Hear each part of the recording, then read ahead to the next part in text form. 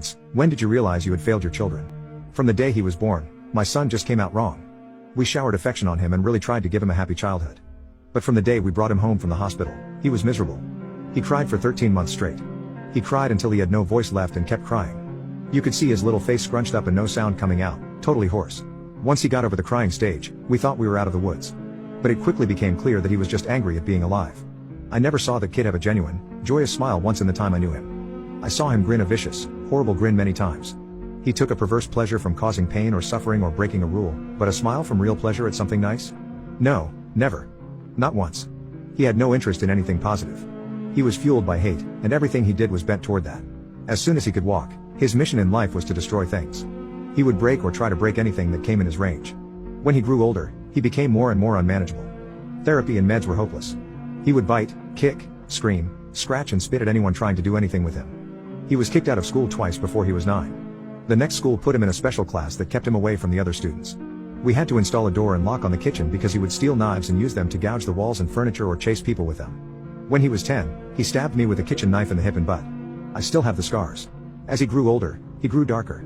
He moved into setting things on fire, and torturing local animals. There was a stray dog that hung out around the park near our house. My son blinded it in one eye with a barbecue fork. He would dip cats' tails in gasoline and light them on fire. He became a violent, stinking, vicious beast that lived in our house. When my son was 16, my wife got pregnant again. I can't tell you how different our reaction was. Instead of joy, we felt horror. My son had been such an unending nightmare for 16 years. We couldn't take the idea of starting again from the beginning. We talked a lot about terminating, but in the end, we decided that my wife would have the baby. If it turned out evil, we would put it up for adoption. We knew we just couldn't do it again with another child like our son. We had a daughter. She was normal. Suddenly we saw what our lives should have been like the whole time. How things would have been had our son not been himself. She laughed at things and was happy. After 4 months, she was sleeping through the night. I can't describe the relief and happiness that we both felt. Up until that time, whatever mistakes I made, I'd always tried to do the best for my son. I tried to love him and care for him, I really tried. But when my daughter was born, my wife and I both instinctively just turned toward her. She became our focus, not for malice, but just because she was so much easier. She was so happy and sweet. Every moment we were with her was like magic. I understand this was wrong, but we honestly couldn't help it. My son hadn't cared about my wife being pregnant. When we brought our daughter home, he started acting out even more. At this time he was 17, and we were having blowout screaming matches daily. Usually after we fought, he would storm out of the house and disappear for hours at a time, or come back the next morning. It was a relief. I started to actually look forward to our fights because it would get him away from us for a while. After the birth of our daughter, my relationship with my son was almost entirely gone. Our only real interactions were screaming at each other. My wife was even worse with him, she just had nothing left.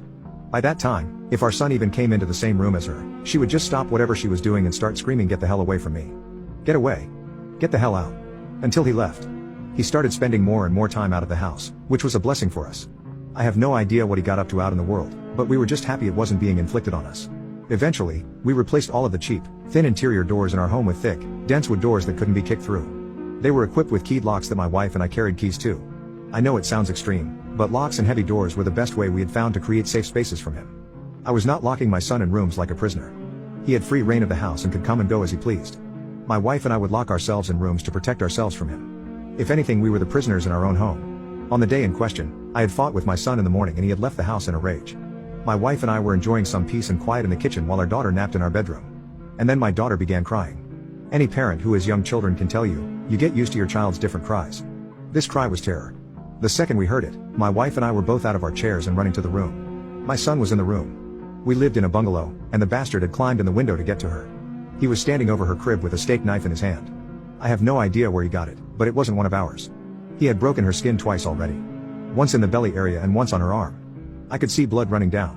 When I entered the room, he was dragging the back of the knife down her face, not cutting, but almost tickling her with it, teasing her while she screamed. He looked up at us and smiled. Before I knew what I was doing, I was instinctively moving, running to put myself between them. Even with that, my wife got there faster. It was like a movie on fast forward. She got to our son and bashed his hand away, knocking the knife across the room. She then shoved him with her whole body weight, so hard that he flew away from the crib and bounced off the wall.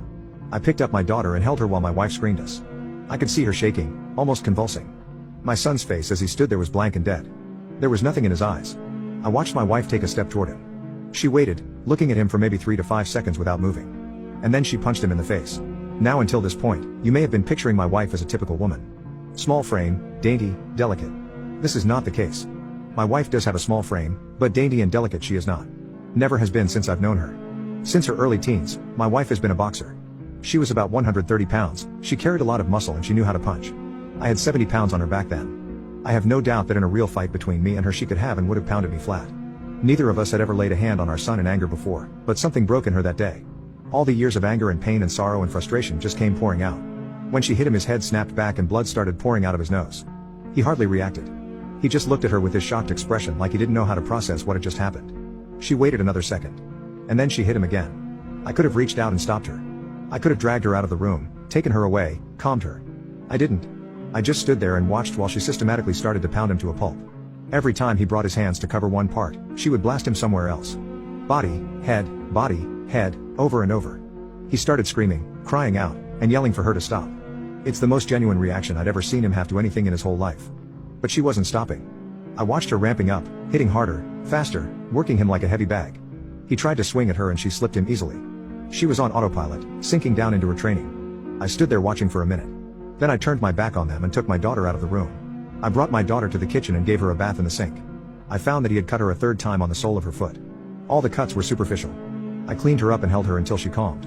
In our bedroom, I could hear my son screaming. I could hear him calling my wife horrible names, telling her he would cut her head off and violate her corpse. After a while, I didn't hear him cry or say anything anymore. He must have been knocked out, but I could still hear her beating him. That went on for a long time. I just sat at the kitchen table waiting for her to finish. Finally, she came out and sat down across from me. Her hands were swollen and red. Her face and arms were splattered with blood. Her chest was heaving. We just stared at each other without saying anything. After a while I asked her, "Is he dead?" She looked back at me and answered, "I sure hope so." I nodded. That was all there was to say about that. I understood how she felt perfectly. I felt the same. Eventually my wife started crying and went to take a shower. I just stayed where I was holding our daughter. After a long while, I heard moaning and sobbing coming from our room. It turned out that my son wasn't dead. I went in to see how bad it was. It was pretty bad. I've never seen a more merciless beating laid onto anyone, before or since. He was lying on the floor, rolling around with blood leaking out of his face. His nose was squashed flat out across his face. Both of his eyes were completely swollen shut and starting to blacken already. I could see that a couple of his fingers were bent out at weird angles and he had pissed his pants. I think he must have been missing teeth, but I couldn't see any on the floor and I couldn't see inside his mouth. His lips were all puffed up and swollen. From talking to my wife about it later, I now know that she had systematically beaten every part of his body, focusing heavily on his legs. She told me she kicked him in the groin repeatedly until her legs got tired, and had kept beating his body long after he had passed out. When my wife came out of the shower, I still didn't know what to do about our son. I didn't know whether to call the police or an ambulance, or take him to the hospital myself. After a while I realized that I simply didn't care what happened to him anymore. We decided to just let him live or die on his own. There was an in-law suite in the basement that we had never really used. My wife, my daughter and I just moved down there. We simply ceded the top floor of the house to my son, locked everything down, and separated our lives entirely. Over the next week we could hear him moving around upstairs sometimes. I think he just spent most of time lying in bed recovering. I went to work, watching on high alert in case he attacked me in the driveway, but he never did. My wife stayed home with our daughter. She was never out of our sight. One night we heard him going ballistic, smashing things and banging. We didn't respond. He never tried to get downstairs or get near us though. I think he was afraid that if he got near us again, my wife might finish the job on him. After 3 weeks down in the basement, we hadn't heard anything from up above for a few days. I ventured upstairs to the main floor of the house. The place was demolished, and there was no sign of my son. He was gone. It took months to repair the damage he had done and get the main floor back to normal again. He had ripped the place apart. I feel thankful that he didn't burn the house down with us in it. I'm honestly not sure why he didn't. The kid wasn't shy about lighting things on fire. After that, I lived in fear every day that he would come back. That he would ambush us out of the blue and try to kill us. We moved houses about 3 years later. I finally stopped being afraid that he would show up again, as now he had no idea where we were. I finally felt safe from him. All this happened a long time ago. I'll be 70 this year and my wife passed from cancer in 2016. My daughter is 31 now. I moved in with her and her husband after my wife passed. I've got 2 granddaughters and they are the joy of my life. I see a therapist a couple times a month to talk about all this. I don't know where my son is. The last time I saw him was when he was lying on the floor of our bedroom, bleeding and smashed. I haven't heard from him since he left, more than 30 years now. I don't want to. I carry a lot of guilt from that time, and a lot of conflicted emotions. I didn't beat him myself, but I allowed him to be beaten, and I thought he deserved it. I was happy it happened. I didn't try to kill him, but I would have been happy if he died.